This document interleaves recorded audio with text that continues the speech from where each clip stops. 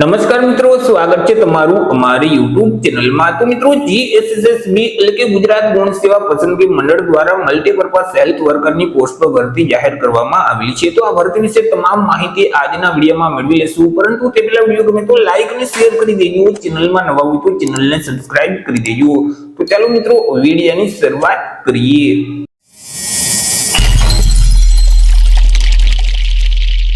તો મિત્રો, આજે ભરતીનું નોટિફિકેશન છે તે જીએસએસબી એટલે કે ગુજરાત ગૌણ સેવા પસંદગી મંડળ ગાંધીનગર દ્વારા બહાર પાડવામાં આવ્યું છે। જીએસએસબી દ્વારા જે આરોગ્ય અને પરિવાર કલ્યાણ વિભાગ છે તો તે અંતર્ગત જે મલ્ટીપર્પઝ હેલ્થ વર્કરની જે જગ્યાઓ ખાલી છે તો આ જગ્યાઓ સીધી ભરતીથી ભરવા માટે લાયકાત ધરાવતા ઉમેદવાર પાસેથી અરજી ફોર્મ મંગાવવામાં આવેલા છે। તો સૌથી પહેલા તો આપણે વાત કરી લેશું કઈક અગત્યની તારીખ વિશે। તો મિત્રો, આ જે ભરતી છે તેમાં જો તમારે અરજી કરવી હોય તો ઓનલાઈન અરજી ફોર્મ છે તે ભરવાનું રહેશે। ઓનલાઈન અરજી ફોર્મ 17/7/2024 બપોરના 2 વાગ્યાથી શરૂ કરી દેવામાં આવશે। 17/7/2024 થી લઈ અને 31/7/2024 સુધીમાં તમારે ઓનલાઈન અરજી કરવાની રહેશે। ઓનલાઈન અરજી ફોર્મ છે તે મિત્રો જે ઓજાસનું પોર્ટલ છે એટલે કે ojas.gujarat.gov.in નામની જે વેબસાઈટ છે તે વેબસાઈટ ઉપર જઈ અને તમારે 31/7/2024 સુધીમાં ઓનલાઈન અરજી કરી દેવાની રહેશે। મિત્રો, તમે જો ઘર બેઠા જ આ ભરતીમાં અરજી ફોર્મ ભરવા માંગતા હોય તો અમારા જે WhatsApp નંબર છે 6352228352 આ નંબર પર તમે WhatsApp પર મેસેજ કરશો કે અમારે મલ્ટીપર્પઝ હેલ્થ વર્કરમાં અરજી ફોર્મ ભરવું છે તો તમને નજીવી ફી સાથે ઘર બેઠા જ ઓનલાઈન અરજી કરી દેવામાં આવશે। ચર્ચા કરી લઈએ મિત્રો જગ્યા વિશે કે કુલ કેટલી જગ્યા છે અને કેટેગરી મુજબ કેટલી જગ્યા રહેશે। તો કે કુલ 100 જેટલી જગ્યા પર આ ભરતી જાહેર કરવામાં આવેલી છે। આ જે 100 જગ્યા છે તેમાંથી બિન અનામત એટલે કે સામાન્ય વર્ગના ઉમેદવાર માટે 58 જગ્યા રહેશે। ઈડબ્લ્યુએસ એટલે કે આર્થિક રીતે નબળા વર્ગના જે ઉમેદવાર છે તેના માટે 10 જગ્યા રહેશે। એસબીસી એટલે કે સામાજિક અને શૈક્ષણિક રીતે પછાત વર્ગના જે ઉમેદવાર છે તેના માટે 22 જગ્યા છે।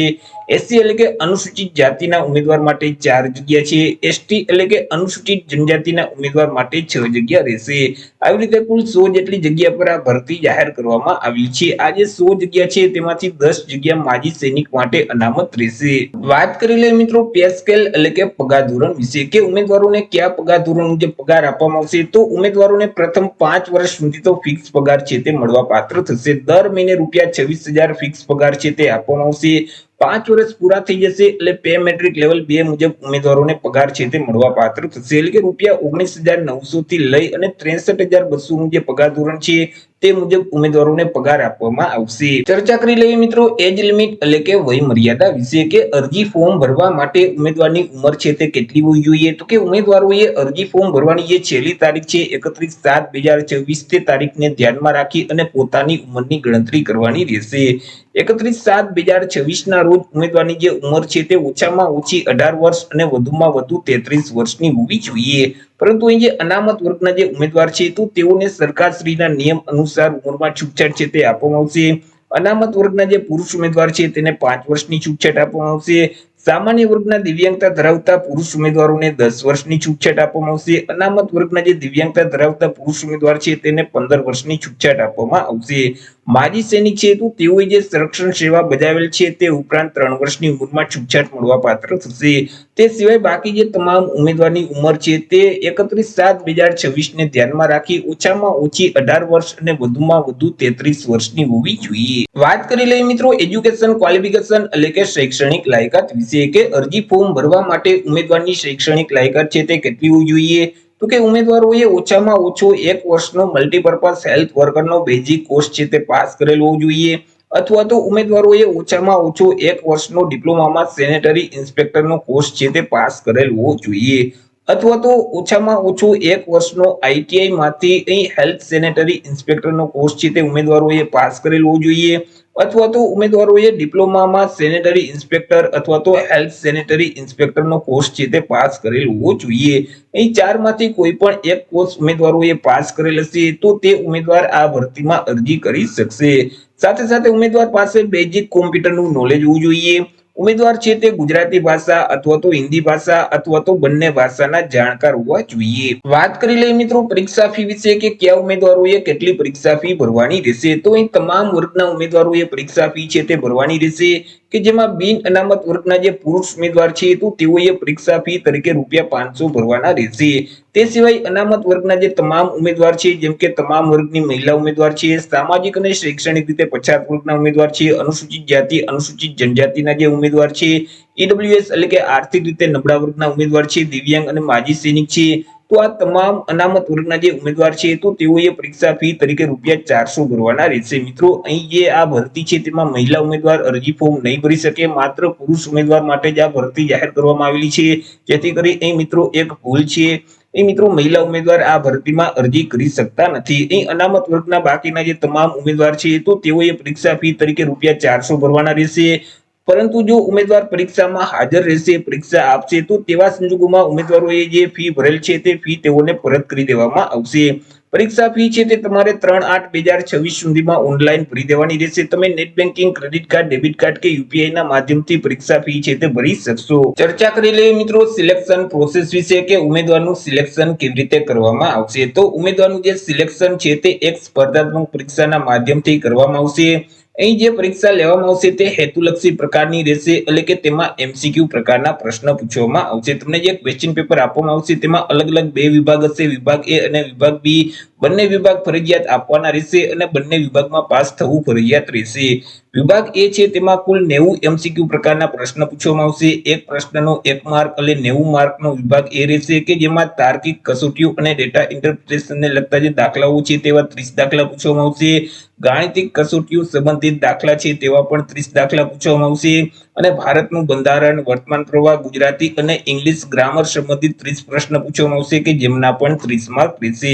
એટલે કે અહીં મિત્રો જે જીકે સંબંધિત જે પ્રશ્ન છે તેવા 30 પ્રશ્ન પૂછવામાં આવશે। બાકી ગણિત અને રીઝનિંગ માંથી 60 પ્રશ્ન છે તે વિભાગ એમાં પૂછવામાં આવશે। ત્યાર પછી વિભાગ બી છે, તેમાં મિત્રો તમે જે શૈક્ષણિક લાયકાત પાસ કરેલ છે, એટલે કે તમે જે સેનેટરી ઇન્સ્પેક્ટર છે અથવા તો મલ્ટીપર્પઝ હેલ્થ વર્કરનો જે કોર્સ પાસ કરેલ છે તેને લગતા પ્રશ્ન છે તે પૂછવામાં આવશે। 120 પ્રશ્ન પૂછવામાં આવશે। 120 માર્કનો વિભાગ બી છે તે રહેશે। આવી રીતે વિભાગ એ માં કુલ 90 પ્રશ્ન, વિભાગ બી માં 120 પ્રશ્ન, એટલે કે કુલ 210 પ્રશ્ન છે તે પૂછવામાં આવશે। 210 માર્કનું પેપર રહેશે। પેપર લખવા 180 મિનિટ એટલે કે 3 કલાકનો સમયગાળો છે તે આપવામાં આવશે। હવે આ જે પરીક્ષા છે તેમાં માઇનસ પદ્ધતિ લાગુ પડશે। તમે જો પ્રશ્નનો જવાબ છે તે ખોટો ટીક કરશો તો તમે જે પ્રશ્નનો સાચો જવાબ આપેલ છે અને તમને 1 માર્ક મળેલ છે તેમાંથી 0.25 માર્ક એટલે કે 1/4 માર્ક છે તે માઇનસ કરી દેવામાં આવશે। હવે જે ઉમેદવાર સામાજિક અને શૈક્ષણિક રીતે પછાત વર્ગના જે ઉમેદવાર છે, એસસીબીસી કેટેગરીના જે ઉમેદવાર છે, તો તેઓએ નોન ક્રિમિનલ સર્ટિફિકેટ છે તે આપવાનું રહેશે। હવે આ જે નોન ક્રિમિનલ સર્ટિફિકેટ છે તે કઈ તારીખથી કઈ તારીખ સુધીનું માન્ય ગણાશે, તો કે તમારી પાસે જો રાજ્ય સરકારની નોકરી માટેનું નોન ક્રિમિનલ સર્ટિફિકેટ હશે, એટલે કે ગુજરાતી ભાષાનું જો સર્ટિફિકેટ હશે, તો તે સર્ટિફિકેટ 1/4/2024 થી લઈ અને અરજી ફોર્મ ભરવાની જે છેલ્લી તારીખ છે 31/7/2024 આ સમયગાળા દરમિયાન મેળવેલ હશે તો તે સર્ટિફિકેટ માન્ય ગણવામાં આવશે। પરંતુ ભારત સરકારની એટલે કે કેન્દ્ર સરકારની નોકરી માટેનું જો તમારી પાસે સર્ટિફિકેટ હશે, એટલે કે ઇંગ્લિશ ભાષાનું સર્ટિફિકેટ હશે, તો તે સર્ટિફિકેટ 1/4/2024 થી લઈ અને 31/7/2024 ના સમયગાળા દરમિયાન મેળવેલ હશે તો તે સર્ટિફિકેટ છે તે માન્ય ગણવામાં આવશે। એવી રીતે ઈડબ્લ્યુએસ એટલે કે આર્થિક રીતે નબળા વર્ગના જે ઉમેદવાર છે તો તેઓએ ઈડબ્લ્યુએસ વર્ગનું પ્રમાણપત્ર છે તે આપવાનું રહેશે। હવે આ જે ઈડબ્લ્યુએસ નું પ્રમાણપત્ર છે તે તમારી પાસે જો ગુજરાતી ભાષાનું હશે તો 1/8/2023 થી લઈ અને 31/7/2024 ના સમયગાળા દરમિયાન મેળવેલ હશે તો તે સર્ટિફિકેટ માન્ય ગણવામાં આવશે। પરંતુ ભારત સરકારનું ઈડબ્લ્યુએસ નું સર્ટિફિકેટ હશે તો તે સર્ટિફિકેટ 1/4/2026 થી લઈ અને 31/7/2024 ના સમયગાળા દરમિયાન તમે તે સર્ટિફિકેટ મેળવેલ હશે તો તે સર્ટિ માન્ય ગણવામાં આવશે। મિત્રો, અહીં ઓનલાઈન અરજી ફોર્મ ભરતી વખતે તમારે ફોટો અને સિગ્નેચર છે તે અપલોડ કરવાના રહેશે। તો તેમાં જે ફોટાનું માપ છે તે 5 સેન્ટીમીટરની ઊંચાઈ અને 3.6 સેન્ટીમીટરની પહોળાઈ હોવી જોઈએ, જ્યારે સિગ્નેચરનું જે માપ છે તે 2.5 સેન્ટીમીટરની ઊંચાઈ અને 7.5 સેન્ટીમીટરની પહોળાઈ હોવી જોઈએ। હવે તમે જે ફોટો અને સિગ્નેચરની ફાઇલ અપલોડ કરો છો તે ફાઇલનું ફોર્મેટ છે તે જેપીજી ફોર્મેટ હોવું જોઈએ અને ફાઇલની સાઇઝ છે તે 15 કેબી કરતા ઓછી હોવી જોઈએ।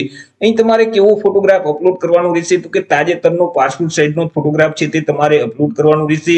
તમે જે ફોટોગ્રાફ અપલોડ કરો છો તે ફોટાનું જે બેકગ્રાઉન્ડ છે તે સફેદ કલર એટલે કે વ્હાઇટ કલરનું ફરજિયાત હોવું જોઈએ। જો વ્હાઇટ સિવાય અન્ય કલરનું બેકગ્રાઉન્ડ હશે અને તમે તે ફોટો અપલોડ કરેલ હશે તો તે ફોટો છે તે માન્ય ગણવામાં આવતો નથી।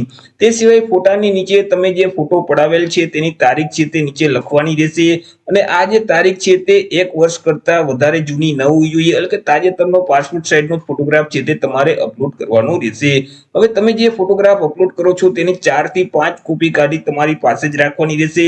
કારણ કે અહીં મિત્રો અલગ અલગ તબક્કામાં જ્યારે તમારે ફોટોગ્રાફ રજૂ કરવાના થશે તો તમે જે ફોર્મ ભરતી વખતે ફોટોગ્રાફ અપલોડ કરેલ છે તે જ ફોટો તમારે રજૂ કરવાનો રહેશે. જો અહીં અલગ અલગ તબક્કામાં અલગ અલગ ફોટોગ્રાફ તમે રજૂ કરશો તો તમારી જે નિમણૂક છે તે રદ થઈ શકે છે. તો એ રીતે મિત્રો ગુજરાત ગૌણ સેવા પસંદગી મંડળ દ્વારા મલ્ટીપર્પઝ હેલ્થ વર્કરની પોસ્ટ પર ભરતી જાહેર કરવામાં આવેલી છે. તો આશા રાખું છું વિડીયો પસંદ પડ્યો હશે. વિડીયો પસંદ પડ્યો તો લાઈક અને શેર કરી દેજો. ચેનલમાં નવા હોય તો ચેનલને સબસ્ક્રાઇબ કરી દેજો. ફરી મળીશું એક નવા ટોપિક સાથે એક નવા જ વિડીયોમાં. ત્યાં સુધી જય હિન્દ, વંદે માતરમ.